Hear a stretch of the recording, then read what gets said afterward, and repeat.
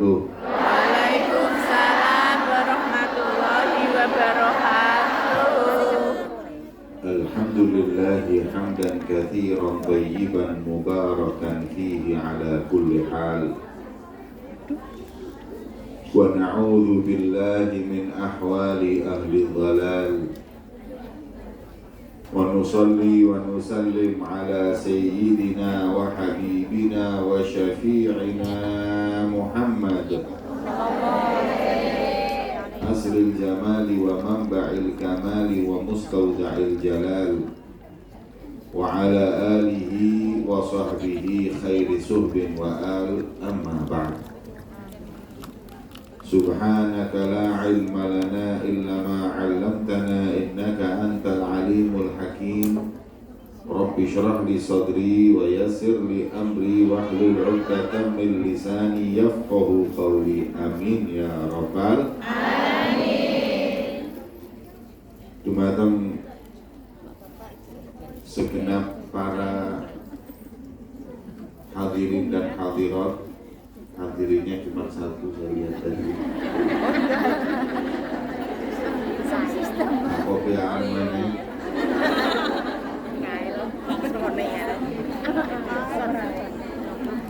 Wabil khusus kepada Bunda Nuri selaku pengasuh Majelis Taklim Ilham dan segenap mungkin majelis-majelis yang lain yang ikut hadir di acara yang diberkahi oleh Allah Subhanahu wa Ta'ala ini. Alhamdulillah, kita di pagi hari yang mulia ini bisa berkumpul di majelis yang insya Allah mampu menambah kecintaan kita kepada Allah, cinta kita kepada Rasulullah SAW. Khususnya kita yang baru saja meninggalkan bulan Rabiul Awal, bulan kelahiran beliau junjungan Nabi besar Muhammad SAW. Maka kita berharap agar cinta kita kepada Nabi bertambah dan cinta Nabi kepada kita juga bertambah. Wonten ulama namanya Al-Imam Asy'arani, wiridnya beliau tiap sholat adalah Allahumma habibni ila nabi wa habibin nabi ilayya. Ya Allah, tambahlah kecintaan Nabi Muhammad kepada kami dan tambahlah kecintaan kami kepada Nabi Muhammad. Karena gak ada orang yang paling beruntung kecuali orang yang cinta di dunia ini kepada Nabi Muhammad dan dicintai oleh Nabi Muhammad. Maka itu majelis yang kita hadiri bersama di hari yang mulia ini insya Allah adalah salah satu sebab kita tambah cinta kepada Nabi dan Nabi tambah cinta kepada kita. Amin ya rabbal alamin. Hadirin yang dimuliakan oleh Allah Subhanahu wa Ta'ala, kalau Nabi cinta kepada kita itu sudah pasti. Nabi cinta kepada kita itu sudah pasti. Tapi kalau kita cinta kepada Nabi ini yang belum pasti. Kalau Nabi itu cinta kita karena tiap kali yang disebut umatnya, ketika ditawari oleh Allah segala hal, Nabi Muhammad permintaannya la ardo ahadan min ummati finnar, saya enggak rela kalau seorang dari umatku ada yang masuk neraka. Itu Rasulullah. Oleh Allah di dalam Al-Quran disifatkan Nabi Muhammad laqad ja'akum rasulun min anfusikum, telah datang seorang di antara kalian manusia. Jadi Nabi itu manusia. Setinggi-tingginya kedudukan Nabi Muhammad tetap manusia. Gak ada di antara kita yang ngomong kalau Nabi itu anaknya Tuhan atau ponakan atau misanan, juga gak ada. Makanya oleh Allah disebutkan min anfusikum, supaya kita bisa nyontoh. Nabi itu manusia sama-sama kita, supaya kita bisa nyontoh. Tapi kalau kita yakini Nabi Muhammad itu anaknya Tuhan, mana bisa kita manusia nyontoh anaknya Tuhan? Makanya Nabi Muhammad min anfusikum manusia agar bisa menjadi suri tauladan untuk kita. Azizun alaihi ma'anittum, sifatnya Nabi itu nggak rela kalau ada umatnya menderita. Ada riwayat Rasulullah itu pernah di pasar kelihatan seorang budak. Budak itu kalau sekarang mungkin seorang pembantu. Pembantu yang membantunya tuan. Kalau budak itu milik. Ini budak, ini miliknya tuannya. Diperintahkan ke pasar belanja, uangnya hilang. Dan juragannya jahat. Kesian, mau beli gak bisa, pulang takut, bingung. Kelihatan Rasulullah, orang itu bingung, didatengin, ada apa? Kok kau ketakutan? Kata orang tersebut, aku diperintahkan tuanku untuk belanja, mau beli uangnya hilang, mau pulang gak berani, bingung saya ini. Kata Rasulullah, berapa uangnya? 4 dinar, anggap 400.000 dikasih oleh Rasulullah. Belanja. Setelah belanja pulang juga nggak berani, ditanya lagi kenapa? Tuanku itu tukang suka marah. Kalau saya pulang nggak bawa apa-apa dia marah-marah. Maka kata Rasulullah, ya udah saya antarkan, saya mintakan maaf. Bayangin hadirin, seorang budak ini diantarkan oleh Rasulullah, itu waktu itu sudah presiden di Madinah. Diantar oleh Rasulullah, ketika sampai di rumah tuannya bingung loh, budaknya kok datang sama Nabi. Akhirnya dia masuk ke rumah, ditutup pintunya, nunggu Rasulullah salam. Diketok pintu, Assalamualaikum, gak dijawab. Assalamualaikum, gak dijawab. Yang ketiga, Assalamualaikum, dijawab. Dibuka pintunya, disambut Rasulullah Sallallahu Alaihi Wasallam. Kemudian ditanya, ya Rasulullah, kok tumben datang ke sini? Aku ngantarkan budakmu yang kesian dia ini, ketakutan. Kemudian kenapa? Tadi dia itu terlambat. Dia takut, khawatir kalau kau marah. Makanya saya datang ke sini untuk mintain maaf. Saking senangnya tuannya berkata, ya Rasulullah, saya bukan cuma nggak marah, tapi saking bahagianya atas kedatanganmu ke sini, budakku ini aku bebaskan di jalan Allah, merdeka. Guys, saking senengnya. Akhirnya, alhamdulillah Rasulullah bahagia. Ya Rasulullah, hanya untuk budak inikah kau datang jauh-jauh dari Madinah? Beliau mengatakan iya, karena saya nggak ingin ada seorang daripada umatku sengsara. Jadi Nabi Muhammad itu nggak bisa lihat umatnya sengsara. Azizun alaihi ma'anittum itu artinya Nabi yang nggak bisa lihat umatnya sengsara. Nah, katanya ulama, budak ini yang miliknya orang aja, Nabi mikirin sampai sebegitunya mau menyelamatkannya. Bagaimana dengan kita nanti di yaumil qiyamah? Makanya Hasan bin Thabit beliau berkata, wahasyaka ya Rasulullah tarda wa fina man yu'adzabu aw yusa'u. Nggak mungkin kau rela ya Rasulullah kalau ada seorang dari umatmu nanti disiksa di api neraka atau mendapat perlakuan tidak baik di yaumil qiyamah. Maka itulah Nabi SAW begitu cinta kepada kita umatnya. Allahumma sholli ala Muhammad. Cuman ketika Rasulullah selesai, Rasulullah tanya, kenapa salam tadi kok sekali dua kali gak dijawab? Jawabannya tuan rumah, maaf ya Rasulullah, kami jawab tapi pelan-pelan. Pas panjenengan Assalamualaikum, kita jawab Waalaikumsalam. Assalamualaikum. Pas ketiga baru Waalaikumsalam. Sebab kalau langsung kami jawab, maka kau cuma salam sekali untuk kami dan yang tinggal di rumah kami. Cuman satu doa ya Rasulullah, rugi kita. So doa Assalamualaikum kan semoga kalian selamat. Kalau Nabi cuma mendoakan sekali ya kurang. Kalau 3 kali baru istimewa. Makanya kita pelan-pelan jawabnya sampai yang ketiga, supaya dibanjiri doa selamat rumah kami olehmu ya Rasulullah. Senyum Kanjeng Nabi, Masya Allah. Makanya kalau ada kiai yang datang ke rumah sampean, jangan dijawab dulu salam. Ada ustaz, ada habib, ditunggu sampai 200-300 kali baru dijawab, supaya doa kita tidak begitu banyak di rumah. Allahumma sholli ala Muhammad.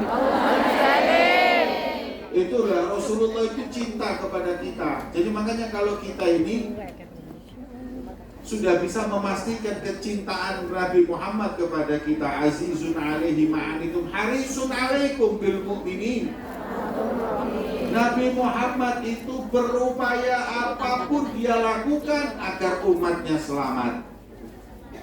Rasul Shallallahu Alaihi Wasallam sampai pergi, beliau itu ke Taif, mau mengajak orang Taif masuk Islam, nggak disambut dengan tola al-badru, malah disambut dengan batu-batuan. Rasulullah dilempari batu berkucuran darahnya. Kemudian ketika darah itu ada yang mau menetes di tanah, oleh Rasulullah diambil, diusapkan di badannya. Sahabat tanya, ya Rasulullah, kok ya sempet-sempetnya panjenengan itu ngurusin tetesan darah?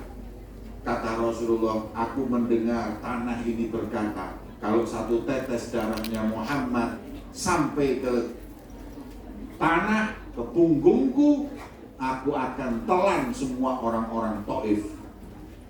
Maka Rasulullah itu walaupun dilempari batu, tapi tetap Rasulullah itu nggak pengen orang yang melempari batu itu mereka mati, binasa atau diazab.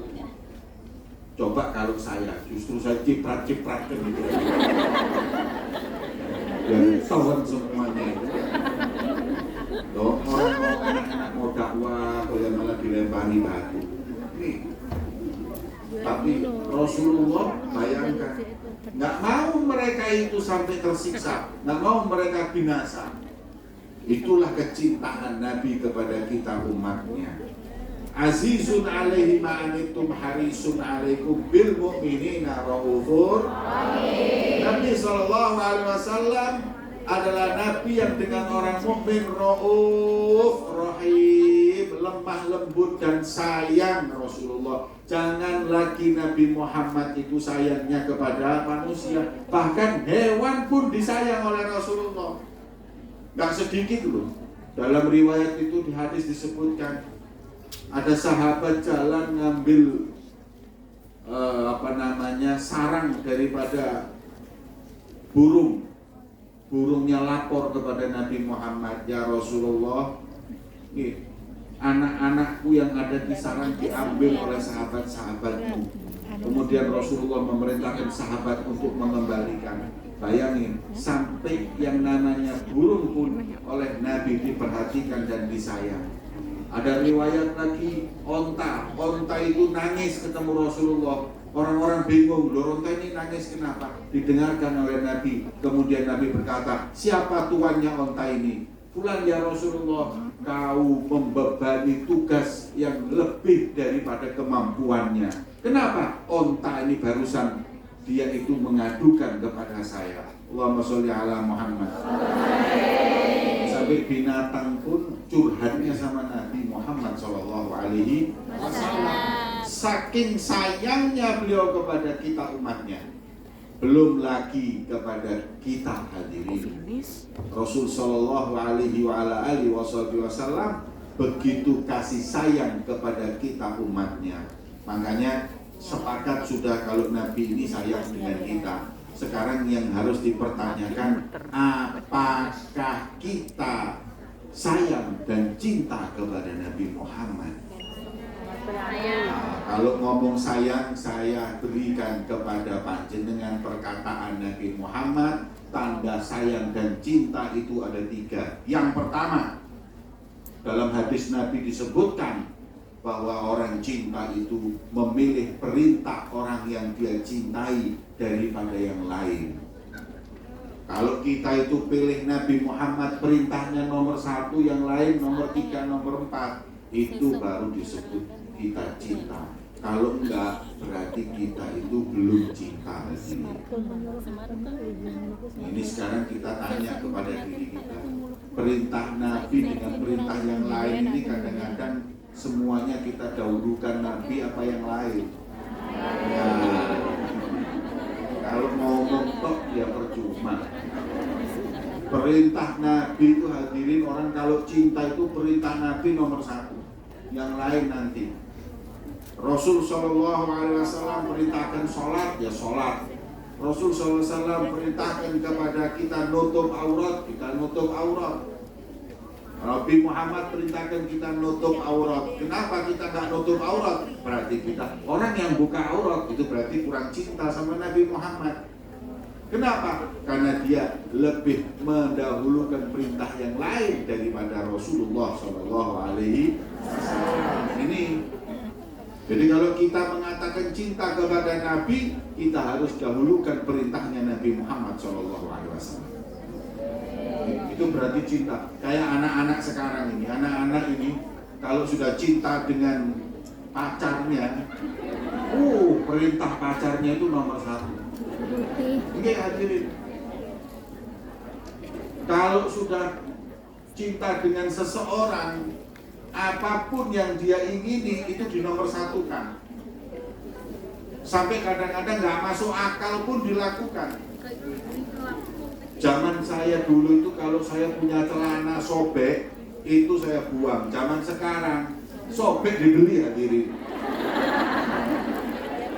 Kenapa? Karena kekasihnya pakai seperti itu, dia pakai walaupun nggak masuk akal. Inilah yang disebut dengan cinta, memilih apa yang dilakukan oleh kekasihnya daripada dirinya. Kalau sudah katanya cinta sama kekasihnya itu 24 jam laporan. Sudah makan sayang, sudah. Lagi di mana? Fotoin pengajian. Sayang, sudah sholat, ini lagi sujud.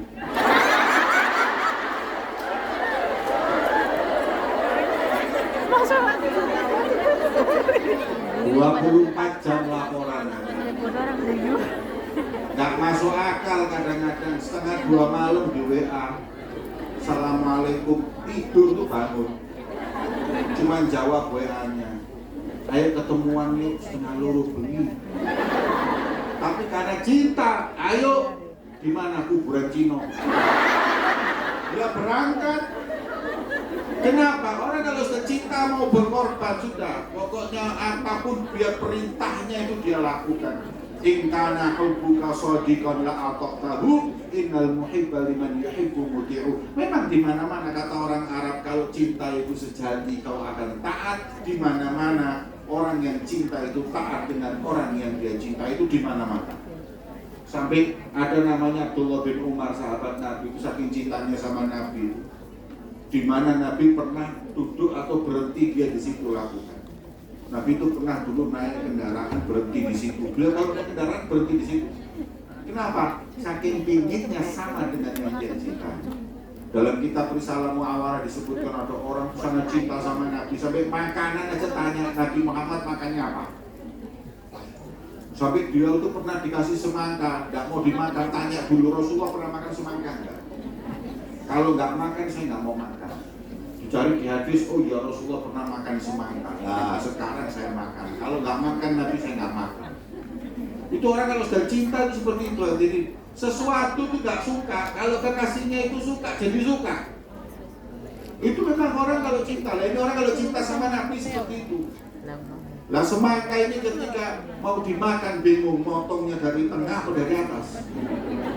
Karena Rasulullah makannya dulu dari tengah atau dari atas, bingung dia. Akhirnya dicari-cari nggak ada.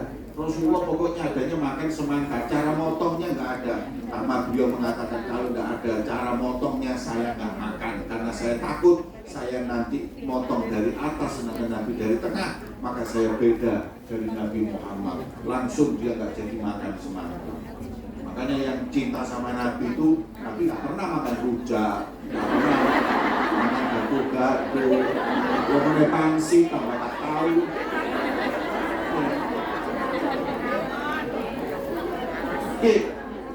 Orang itu kan gitu, kekasihnya doyanannya bakso, dia nggak suka, tapi gara-gara kekasihnya suka, dia jadi suka. Situ orang cinta. Kita itu kalau cinta sama Nabi, apapun yang diperintahkan yang disukai Nabi kita lakukan. Ini bukti cinta kita kepada Nabi Muhammad SAW. Kalau sudah seperti itu, baru kita cinta. Itu yang pertama. Yang kedua, an yakhtar mujalasata habibihi ala mujalasati ghairi. Orang cinta itu duduk dengan kekasihnya kuat. Orang kalau cinta video call sampai jam 2 bengi ku kuat. Sampai jam 2 malam. WA sampai subuh. Kenapa? Itu memang adalah orang cinta. Orang cinta itu seperti itu. Duduk atau berdialog dengan orang yang dia cinta itu kuat. Nah sekarang kita semuanya kadang-kadang cinta sama Nabi.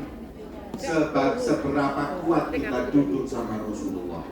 Duduk sama Rasulullah di mana? Di Madinah, nggak perlu di Madinah. Di sini setiap kali kita ngaji nuntut ilmu itu kita duduk dengan Rasulullah. Sebagaimana Imam Sa'ad Tasuri beliau berkata, barang siapa yang ingin duduk dengan Nabi, maka duduklah dengan pewaris Nabi, nuntut ilmu, membawa Al-Quran dan hadis Nabi, maka kita seakan-akan duduk bersama Rasulullah SAW. Nah, kalau kita duduk di majelis 4 jam, 5 jam kuat, ya ini berarti kita cinta sama Nabi. Ada khotib Jumat di tangga saya itu, zaman corona kemarin itu. Khutbah Jumat itu biasanya 10-15 menit, dia khutbah itu setengah jam. Sepakat sama masjid itu doakan dia cepat mati kena corona. Bayangkan, suwi ini kamu perasaannya. Khutbah kelamaan itu loh, ngamuk semuanya. Padahal kalau kita duduk dengan orang yang kita cintai, nggak ada kata kelamaan. Baik, kita ini hadirin, kalau sudah cinta kayak yang biasanya yang cowok ini kan senang main sepak bola. Sepak bola itu 2 kali 45 menit itu 2 jam. Itu kalau habis itu pasti ngomongnya cepet. Kok begitu cepat, gak terasa 2 jam, 2 kali 45 menit itu selesai sama istirahatnya. Belum kalau ada tambahan waktu, belum kalau ada yang namanya penalti, bisa sampai 3 jam. Itu mereka merasa waktu yang singkat. Kenapa? Dianggap singkat karena mereka cinta dengan pemain-pemain bola, maka waktu lama itu terasa sedikit. Ibu-ibu, kalau lihat film India itu ya 3 jam. Apalagi yang main Syahrukan radhiyallahu anhu.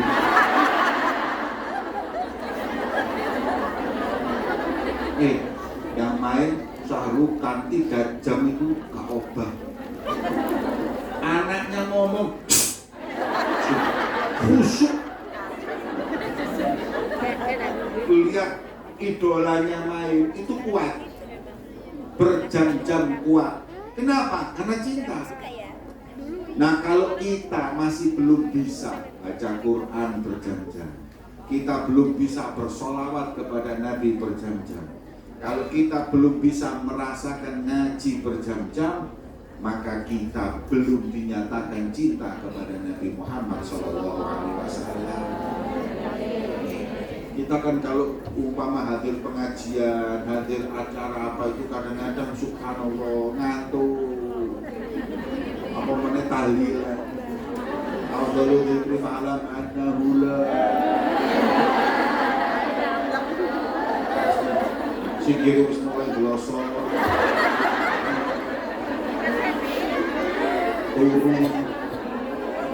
Golek kresek iki perkataan metu baru tangis. Nah ini repot hadirin. Ya, orang kalau cinta itu nggak kayak gitu. Orang kalau cinta itu fokus, fokus dengan kekasihnya. Karena sekarang dia lagi duduk dengan Nabi Muhammad SAW. Itu kita, masya Allah. Kalau kita lebih sekarang apa namanya, ada satu ulama besar namanya Habib Umar bin Abdurrahman Atos. Beliau Habib Umar bin Abdurrahman itu ngomong, tuh lihat, kita ini cinta sama Nabi dibanding mereka cinta sama artis saja kalah. Buktinya apa? Konser itu 3-4 jam berdiri, ada enggak? Ada. Konser itu 3-4 jam, Mahalul Qiyam itu dari awal sampai akhir. Kita kan cuma baca Mahalul Qiyam paling 15 menit terus duduk lagi. Mereka Mahalul Qiyam kok, nggak ada duduknya. 3 jam, 4 jam konser itu mereka lihat. Lihat acara K-pop dulu, acara apapun yang namanya artis itu berdiri joget-joget itu 3-4 jam kuat. Lah kita ini ya Allah hadirin, cuman sebentar tok berdiri duduk lagi. Kadang-kadang kalau kelamaan Qiyam aja ngamuk-ngamuk, ya Allah, ada perasaan itu belas wong itu.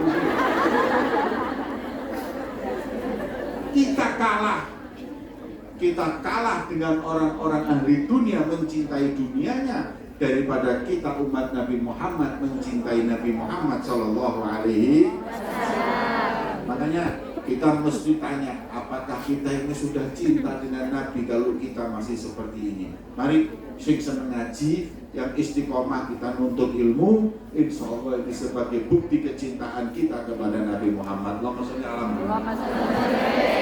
Yang terakhir, memilih ridho kekasihnya daripada ridho yang lain. Yang penting itu Nabi ridho, yang lain nggak ridho nggak apa-apa. Orang ini cinta itu seperti itu. Kadang orang anak-anak muda ini kalau nyontoh kepada kekasihnya, dia nggak ngurus. Rambut dicat hijau, dicat kuning, itu mereka nggak peduli loh, kan nggak pantas, nggak peduli. Yang penting ridho kekasihnya. Ambian itu kalau yang dicat wong bule-bule itu kan lumayan, putih mancung terus dicat, itu sih matching. Lah wong Ponorogo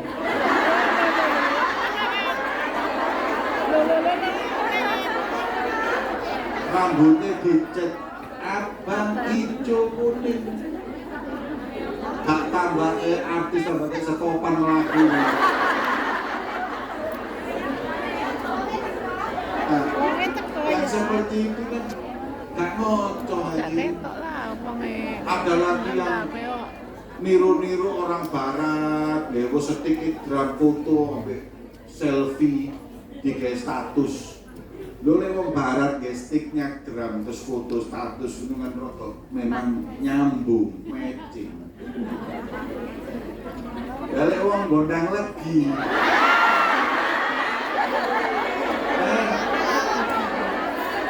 Selfie dengan stick drum. Yang di bawahnya itu yang komen, Mas pangsitnya diroan. Betul pangsit. Hadirin yang dimuliakan oleh Allah. Kita itu mau apapun, baju kita mau keluar dari rumah itu ditanya, Nabi ridho nggak dengan baju saya? Itu aja. Apakah Nabi ridho dengan baju yang saya pakai ini ridho atau tidak? Apakah Nabi ridho dengan saya membuat acara ini atau tidak? Orang-orang dulu itu kalau mau apa-apa itu semua itu dikembalikan sama Nabi. Kira-kira Nabi ridho atau tidak? Baju yang panjenengan pakai sekarang, kira-kira Nabi ridho? Oh pasti, Nabi ridho dengan baju yang seperti ini. Nabi itu ridho dengan baju, hadirin. Kalau perempuan itu bajunya nutup aurat, kemudian bajunya itu longgar yang menutupin juga daripada bentuk badannya.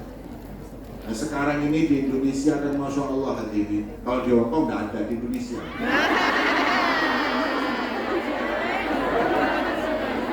Jilbabnya rawapet, kelambine rawapet, bajunya itu bahan kaos.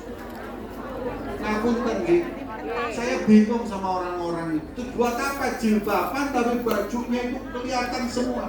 Dulu sahabatnya Nabi itu, istri-istri mereka atau sahabat perempuan itu kalau berdiri nggak kelihatan mana depan mana belakangnya. Kenapa? Karena bajunya longgar.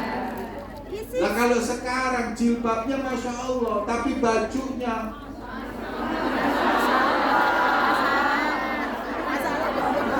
kalau dulu nggak kelihatan mana depan mana belakang, sekarang kelihatan depan belakang, dalamnya kelihatan. Ngapunten, bajunya orang sekarang ya perempuan ya muslimah pakai baju yang sampai kadang-kadang laki-laki dari depan, laki-laki yang lihat ngomong, ini baju dalamnya ukuran berapa tahu? Kenapa? Ya karena mereka nggak nutup aurat beneran hadirin. Apa kira-kira yang seperti itu diridhoi oleh Nabi Muhammad SAW? Nah makanya orang kalau cinta juga gitu. Mau keluar rumah dilihat baju saya diridhoi nggak sama Rasulullah. Mau ngadakan pernikahan di rumahnya juga mikir, ini kira-kira Nabi Muhammad ridho nggak ya kalau saya buat pernikahan seperti ini. Jadi orang-orang dulu itu gitu hadirin selalu bertanya, Rasulullah ridho nggak ya? Makanya pagi hari yang mulia ini, kalau Rasulullah ditanya hadirin ya Rasulullah ridho nggak engkau dengan kami berkumpul di sini menuntut ilmu, bersolawat kepadamu? Insya Allah Nabi pasti akan meridhoi kita semua di siang hari yang mulia ini. Amin ya Rabbal alamin. Sing gak diridani Kanjeng Nabi itu kalau kita kepak kumpul di pak pak. Aman apa ya? Depannya hotel saya tadi dulu. Victoria Park, duduk ngerasani wong lah itu tak. Makanya saya itu dulu itu alhamdulillah ada corona itu alhamdulillah. Gara-gara corona itu kan banyak dosa-dosa yang berkurang. Gara-gara maskeran itu kan ngerasani jadi berkurang. Makanya saya berharap masker itu sudah nggak perlu dicopot, ini perlu dijahit. Khususnya buat ibu-ibu ini dosa paling banyak dari lisan. Kalau bapak-bapak itu dosa terbanyak dari mata. Meripati itu rotok. Iso ketok sing bening-bening itu gak iso. Nih, jelalatan itu wong lanang. Makanya wong lanang itu lek gawe masker mending dipotong. Itu lebih selamat. Kalau ibu-ibu masker memang perlu di lisan. Kenapa? Ngurangi ngerasani wong, ngurangi ghibah. Masya Allah, kadang-kadang ibu-ibu ini kalau nganter anak ke TPQ, anak ngaji sih oleh sak lembar, ibu-ibu ngerasani oleh petang jus. Nah makanya gara-gara corona mereka pakai masker. Gara-gara masker itu ngerasani males kok gak enak sih ngerasani.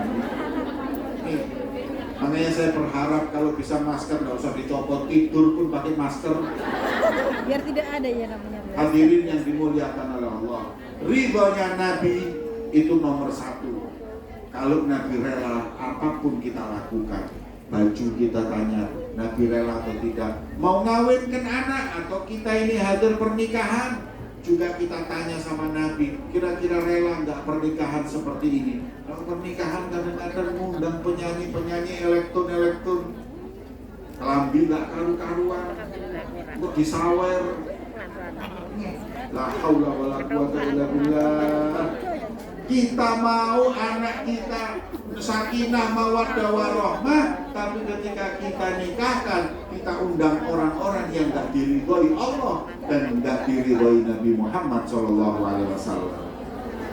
Maka yang seperti itu kita nggak akan pernah mampu mendapatkan ridho Nabi Muhammad SAW. Jadi hadirin yang dimuliakan oleh Allah, kalau kita cinta sama Nabi, kata Rasulullah buktinya 3. Dulu kan perintah Nabi, yang betah duduk sama Nabi, pilih ridho Nabi, ini baru kita menyatakan cinta kepada Nabi Muhammad SAW. Maka itu, ayo, Rasul SAW sudah berupaya begitu maksimal menyelamatkan kita semua di dunia sampai akhirat. Maka bagaimana kita nggak mencintai beliau Rasulullah Shallallahu Alaihi Wasallam? Nabi itu datang di dunia ini hadirin membawa misi yang begitu besar, merubah dunia yang gelap jadi terang benderang bersama Nabi Muhammad. Dulu nih hadirin, umat ini dulu jahiliyah. Kata Allah dalam Al-Quran, jahiliyahnya dalam 4 hal. Yang pertama, jahiliyah, dondul jahiliyah, fanatik dengan jahiliyah. Kita kalian mau sampai. Boleh kita itu punya majelis, boleh kita punya partai, tapi kalau fanatik dengan majelis dan partai itu berarti jahiliyah. Ada orang punya majelis kayak Oblomo, duduk sama majelis yang lain nggak bisa, ini berarti jahiliyah. Kenapa? Semua majelis punyanya Nabi Muhammad. Kenapa kita kok fanatik? Satu, partai juga gitu. Sampean yang mau pilih 01 monggo, mau pilih 02 monggo. Kalau sekarang ada 303 monggo, silakan. Fanatik jahiliyah. Ingat kemarin 2019 gara-gara beda pilihan, tetangga saya besanan batal. Mungkin yang ini 01, ini 02. Akhirnya mau besanan, ketahuan pilihannya beda, batal. Setelah batal, nggak taunya yang ini jadi presiden, yang ini jadi menteri, bagi-bagi jatah. Yang wis batal ini mau balik lagi ya isin. Ya ini fanatik kayak gini nih dibuang, nggak ada manfaatnya. Di Madura sampai Carok, orang Carok mati, setelah mati, delok wong-wong rangkulan, getun iki mati man, ya Allah, aku belani sampai mati. Makanya sekarang juga begitu, nanti ini 2020 kan sama, sudahlah sama. Mereka itu semuanya satu rumpun, tinggal rebutan bagi-bagi bis. Sampean dia tetap, siapapun yang menang dia tetap. Terus kok jadi menteri ngono. Jangan percaya sama saya. Jangan berantem, jangan putus silaturahim gara-gara mereka. Mereka ini semua cari uang, cari jabatan. Kita mau dikorbankan, jangan.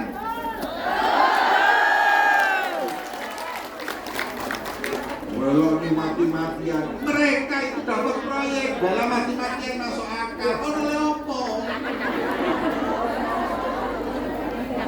Saya kadang-kadang sampai begitu juga ulama, kesian ulama di negeri kita itu kesian. Kadang ada yang nggak paham. Akhirnya dia dijadikan apa? Bemper di sepatu sana, dipakai sini, kesian. Kayak seakan-akan bela ini, bela agama. Dan hadirin, saya kasih tahu, mereka tujuannya hanya harta dan jabatan. Makanya kita ingat-ingat, siapapun di antara mereka mau menang mau kalah, kalau sampean sedo sampean mati, yang takziah itu kosong piro. Tonggomu, gara-gara kau urusan beda pendapat politik, tak nyopo tonggomu, tak nyopo dulurmu, padahal mereka rumpunmu. Yang nanti kita mati, yang merhatikan, kita sakit, yang merhatikan yang mereka. Ini 01, 02 gak ada yang ngurus. Betul lah Pak Dul? Jadikan politik itu buat mainan saja. Buat mainan, kayak gulinan. Mereka bikin kita mainan, kita balas kayak gulinan bisa. Nah, mau pakai baju warna ini, warna itu, saya ini sama itu. Anggapan ini pesta Halloween. Pesta Halloween dulu. Apa kalau ada orang pesta Halloween terus bajunya beda-beda sama ngamuk? Tidak ada. Ya wis anggap penuh. Jadi tidak perlu terus partainya kok warnanya abang iki hijau. Biasa saja. Biasa saja. Ini hanya perpesta demokrasi. Jangan terlalu dimasukkan hati, karena semua tiga-tiganya yang akan menjadi presiden, insya Allah semuanya yang baik kok, semuanya muslim, insya Allah baik, udah selesai. Sampean punya hak untuk memilih, terserah. Tapi kalau berantem jangan. Nyesel. Nih, kalau kasih eling zamannya, saya diceritain bapak saya dulu. Zamannya partai masih 3. Ada nggak yang ingat partai masih 3? Yang ingat itu berarti sampai yang sudah tua.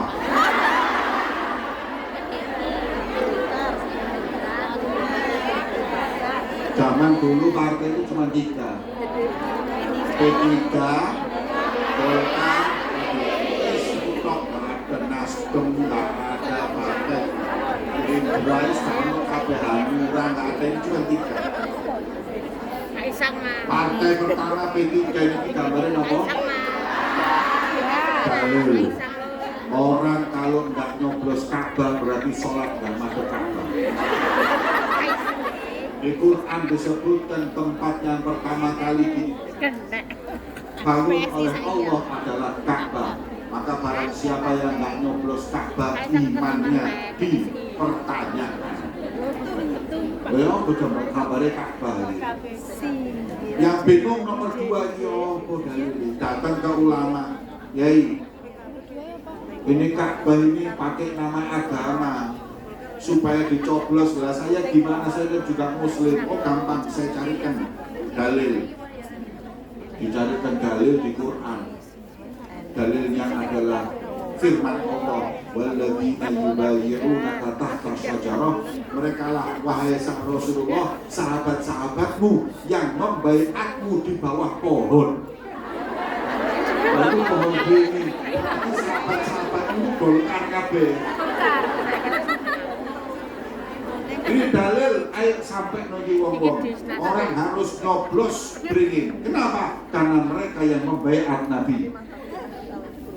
Sing nomor 3 itu anteng bingung.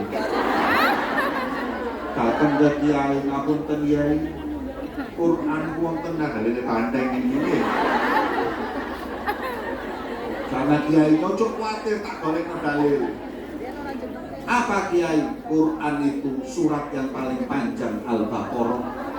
Al-Baqarah itu banteng. Sampaikan ke mereka, barang siapa yang gak nyoblos banteng berarti tidak percaya dengan Al-Baqarah.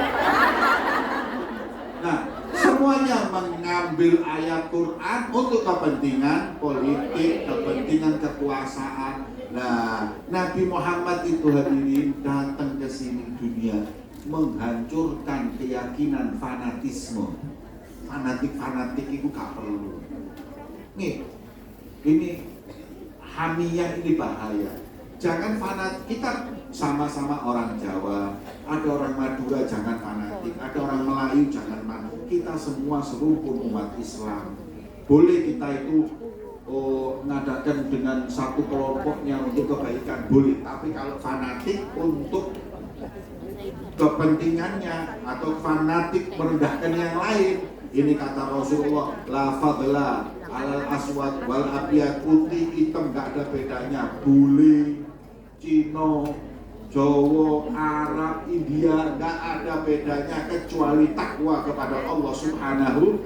Ini hadirin, pernah Bilal itu kan negro, tukaran sama Abu Dhar. Katanya Abu Dhar, oh ini negro kan nyangkem.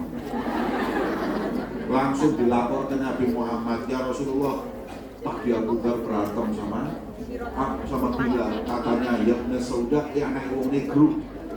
Oh iya, dipanggil oleh Rasulullah. Bilal, betul kau berkata seperti ini? Betul. Kemudian Rasul mengatakan, fi kamru'un jahiliyah, gak taunya kamu masih punya sifatnya jahiliyah. Jadi sifatnya jahiliyah itu yang fanatik itu sifatnya jahiliyah. Nabi gak ngajarkan kita seperti itu. Ini saya ingetin, umat Islam yang ada di mana? Di Hongkong ini, jangan kita terlalu fanatik. Mau fanatik golongan, mau fanatik majelis, mau fanatik politik atau partai dan lain-lain, semua jadikan itu sebab kita bersatu, bukan menjadi sebab kita cerai-berai, bermusuhan satu dengan yang lain. Karena Nabi melarang kita untuk fanatik, hamiyah jahiliyah. Semoga insya Allah kita semakin cinta karena Allah. Amin. Ini Nabi Muhammad datang itu orang-orang itu fanatik dilangi dengan Kanjeng Nabi. Lah kalau kita kembali ya berarti jahiliyah lagi. Itu yang pertama. Yang kedua, ini Nabi Muhammad itu datang ke dunia ini waktu diutus oleh Allah di dunia ini, lihat orang-orang ini keyakinannya aneh-aneh. Ono sing wedi di bulan Safar. Safar itu bukan suro, kalau suro itu Muharram. Safar itu sebelum Safar. Kalau bilang Safar itu Safar, aslinya itu Safar. Safar itu sebelumnya Maulid. Muharram, Safar, Rabiul Awal. Orang Jawa itu kalian takut sama Safar, sampai ngerabekno anak batal ya Safar. Ada nggak yang berani kawin bulan Safar? Nah, padahal Rasulullah nikahkan Fatimah bulan Safar. Karena apa? Rasulullah mengatakan la Safar wala hamah wala adwa. Jangan kalian takut, yakin sial bulan Safar, jangan. Nabi lu sampai ngomong gitu. Karena orang Arab dulu takut bulan Safar. Lah keyakinan ini masih dibawa sama orang Jawa. Orang Jawa ini kadang-kadang kalau bulan Safar takut. Bikin musibah itu balak. Mau nikah aja bulan Safar digagalkan, jangan Safar. Nanti bulan nikah kok pegatan. Hadirin, semua hari baik walaupun lebih baik ada. Tapi kalau hari sial tidak ada. Bulan masih Safar. Nek jujur ya, bulan Safar itu jarine apes. Jujur apes ge kiai ge habaib. Sebab wis bulan Safar kan undangan belas. Sampai kita ini kiai habaib bulan Safar mesti kuru-kuru. Dia alami. Tapi bulan Maulid melembung kabeh. Takut. Saya mau tanya, kadang-kadang kita ini mau nikah mau apa, tanya sama orang, dihitung sih. Ingat gak dihitung? Weton itu dihitung. Oh kan rapi ini cocok nopo jenengmu sapa itu sapa didelok. Oh dihitung ini, oh gak cocok. Engko besok gak duwe anak kok. Ini semuanya dhanul jahiliyah, jangan buang, tinggalkan. Nggak ada seperti itu, Rasulullah nggak ngajarin. Maaf ya, kita ini kadang-kadang masih bal-balan, main sepak bola itu mainnya tanggal berapa, jam berapa, tanya dulu. Yai, itu mencoba kapan menangi grup ini. Padahal saya mau tanya, ayo, Arema main sama Manchester United, hitungan kapan menang? Dihitung-hitung, wis ketemu piro, yaumul kiamah. Bu, Anda tahu nggak orang kaya, mungkin di Hongkong ini ada orang kaya, Jackie Chan lah, Cukir. Kalau di dunia ini orang kaya namanya siapa? Bill Gates. Bill Gates itu sampai tanya nih, Bill Gates sampai melihara keris apa? Akikmu merek apa? Nang Gunung Kawi pipiro. Makanya orang itu hadirin, kalau mau kaya itu ikhtiar yang rasional. Jangan kalau mau kaya percaya kayak gitu-gitu. Iki lho kok simpen rezekimu kok malah berlipat ganda. Terus gak mungkin. Kalau ada orang punya barang yang kalau disimpan bisa melipat gandakan harta, gak mungkin didol. Betul atau betul? Nah mungkin ini akik ya sampai kalau pakai ini wah rezekimu lancar ya gak ada saya ngedol, apa tidak ngedol? Kalau rezekinya lancar kok dijual kan gak masuk akal. Bill Gates itu orang paling kaya tadi, gak punya akik, gak punya apa-apa, tapi karena kerja dia berhasil. Lah kita ini umat Islam ini hadirin, kadang-kadang kalau mau kaya itu ya Allah pikirannya aneh-aneh, maunya instan. Kita itu cuma diajarkan ikhtiar sambil baca surat Waqiah dan sholat duha. Buat apa sholat duha sama Waqiah? Rezeki insya Allah diberkahi sama Allah. Tetangga saya suruh baca surat Waqiah, insya Allah dijamin kaya. Amin. Tak taunya subhanallah dia ngomong, "Beb, saya tidak perlu baca surat Waqiah." Kenapa? Karena istri saya namanya Siti Waqiah. Ponakanku, Beb. Ada nggak yang namanya Siti Waqiah di sini? Ponakanku. Iki wong ngawur. Nama kok Siti Waqiah? Saya tanya bojomu jenenge Siti Waqiah, ngamuk ana kok gak muamu lho jenenge kiamat Waqiah itu kiamat. Makanya muamu kok jenenge kiamat. Orang-orang Indonesia ini kadang-kadang kalau mau ngasih nama orang itu nggak dilihat dulu, pokoknya di Quran ditelok, di Google. Kok sudah rapi jenenge terus kemudian dikasih nama. Saya pernah diundang ke Pasuruan satu kiai. Kiai ini masya Allah, jadi ketika saya datang, "Assalamualaikum Kiai." "Waalaikumsalam." "Al-Fatihah." Saya baca Fatihah selesai. "Habib mau kopi atau teh?" "Saya minta teh aja." "Al-Fatihah." Saya duduk.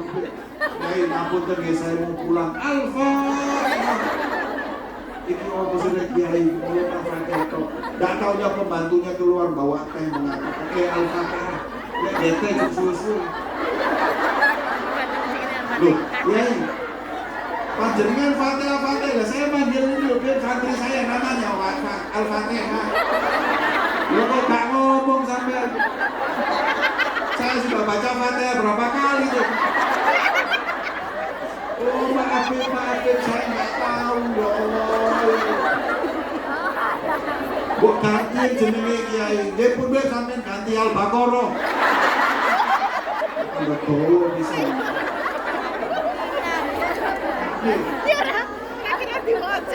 Jadi kalau ngasih nama yang oh iya. Lah niki kita baca surat Waqiah setelah asar dan baca atau sholat duha, insya Allah rezeki lancar sambil ikhtiar. Tapi ini sampai ini yang paling banyak jadi sasaran ini wong kita jadi ompong. Dia kali lewat WA, dia kali tak kamu rezekimu lancar instan, terus tak mungkin hadirin. Apalagi banyak kena orang mau gandakan uang. Ada itu. Banyak. Nih, ada di Jawa Timur itu orang bisa menggandakan uang. Coba sampai mikir, kalau saya Habib Jamal ini bisa menggandakan uang, kira-kira sing tak gandakno duitku ke duitmu? Iki dhewe. Iki dhewe. Ya uang saya, lalu apa duitmu tak gandakno? Goblok. Saya ini kalau bisa gandain uang, ini umpama uang saya ini bisa digandain, saya gandakan uang saya, sampai nggak punya uang saya kasih. Kalau ini habis saya gandakan lagi, kan gitu.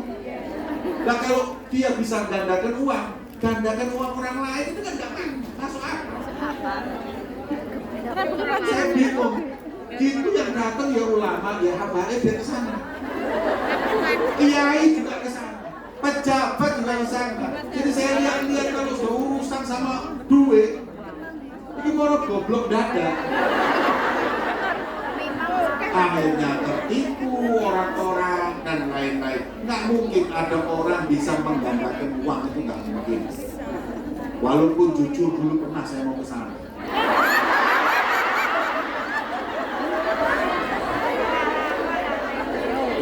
Tapi waktu itu saya bukan mau menggandakan uang, saya mau menggandakan istri saya. Jadi so tadi telu, jadi papat lumayan. Hadirin, jadi jangan percaya hal-hal yang seperti itu. Ya, enggak. Ini semuanya dhonul jahiliyah, ini semuanya adalah sangkaan-sangkaan yang dulu dibawa jahiliyah. Kadang-kadang kita ini percaya dengan rumah kita ngadep ke sana, oh apes masuk dirubah ke sini, oh main sampai muter pintu nih. Hak suki-suki. Nih, jangan. Ini semua tinggalkan. Insya Allah kita mendapat keberkahan dari Allah. Yang ketiga, Rasulullah datang, hukum itu jahiliyah. Afa hukmul jahiliyah yabghun.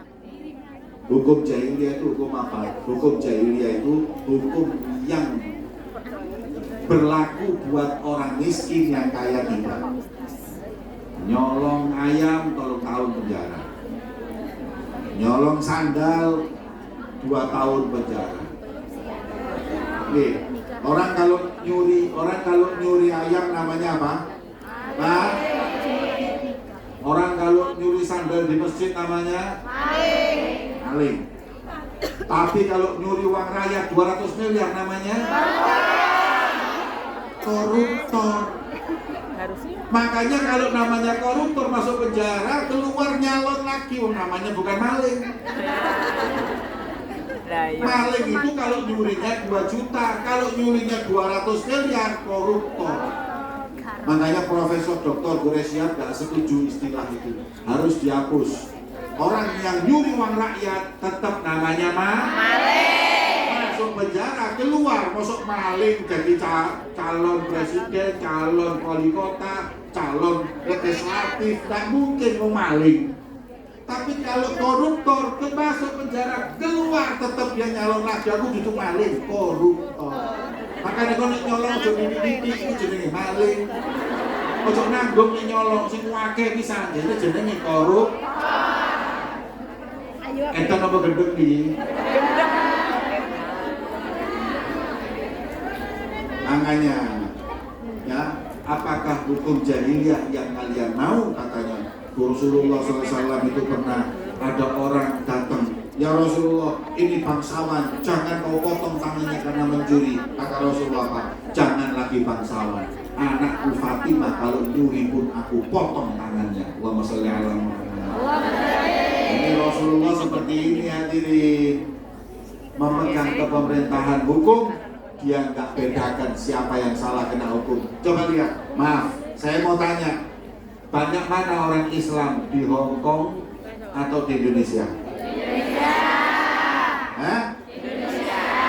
Saya tanya lagi, makmur mana Hong Kong sama Indonesia?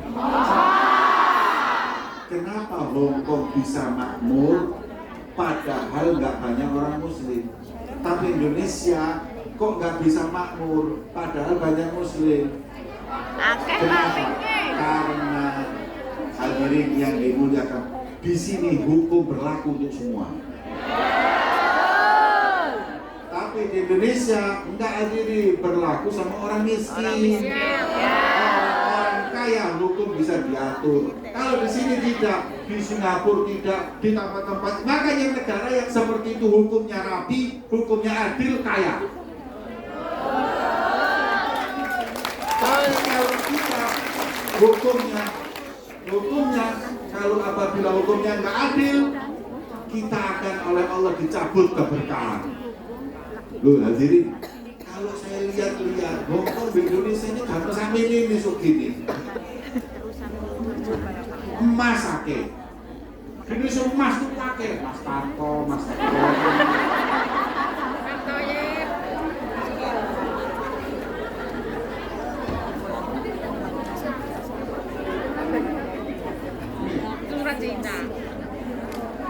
Makanya hadirin, saya kasih tahu.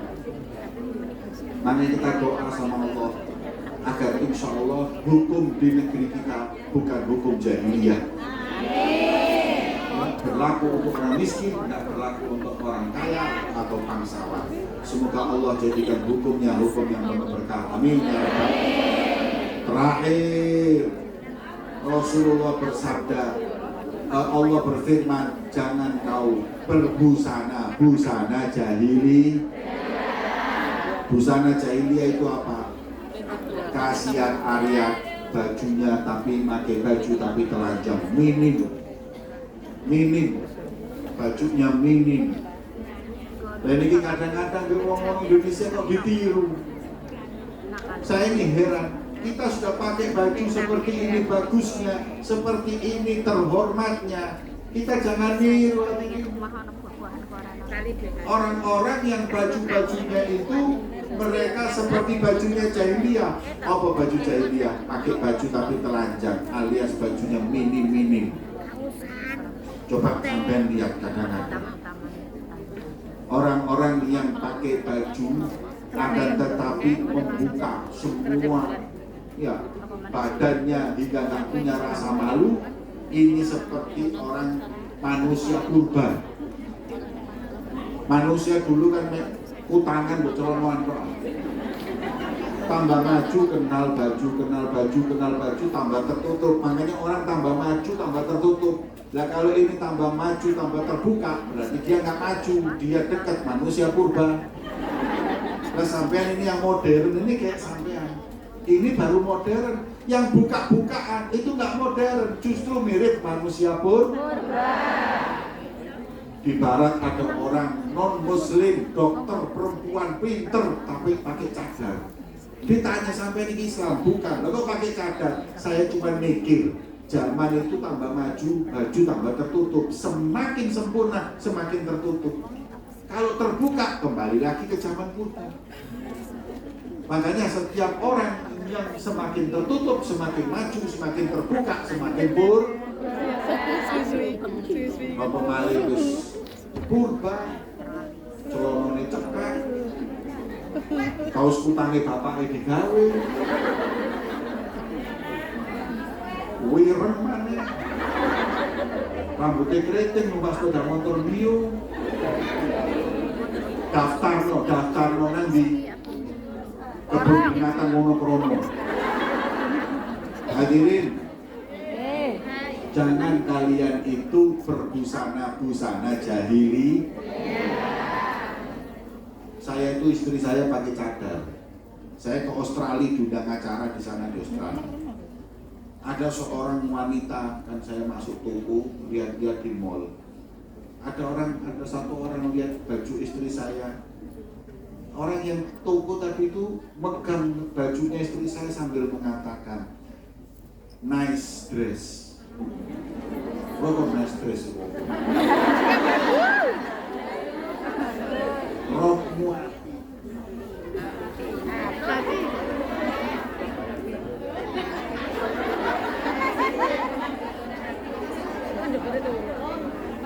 Cek. Nih, warna bajumu bagus. Maknanya orang-orang yang bajunya seperti itu kepingin seperti sampean yang bajunya seperti ini. Jangan sampean yang kepingin bajunya ngono wong celana cekak nice dress. Cuma malaikat kapok. Mereka yang kepingin baju kita, jangan kita yang kepingin baju mereka.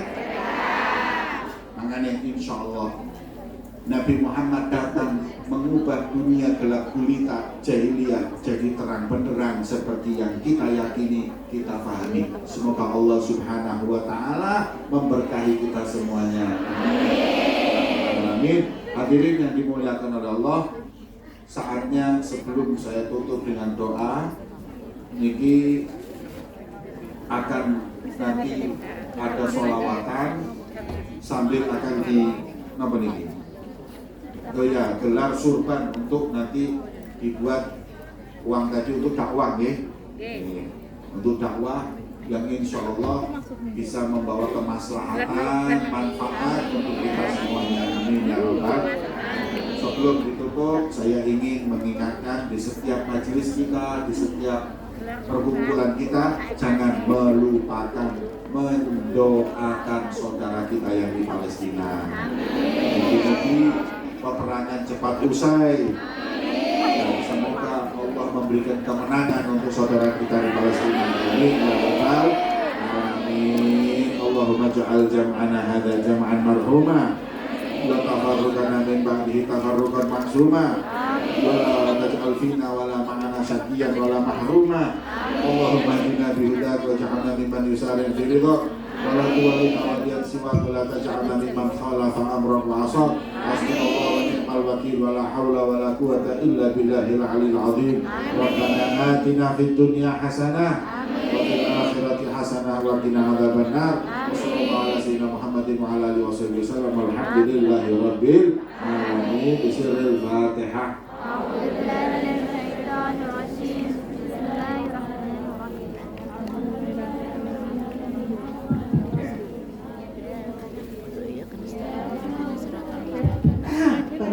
Untuk siap-siap sholat sedekah, mudah-mudahan dengan ikhlas sedekah berikan yang terbaik dan mudah-mudahan dengan sedekah ini bertambah rezeki panjenengan. Amin. Ikhlas ya?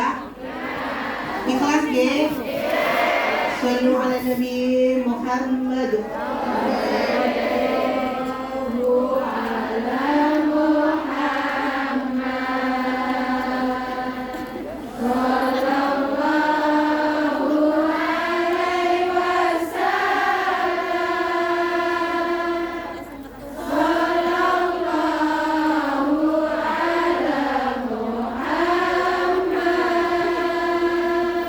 Tak enak.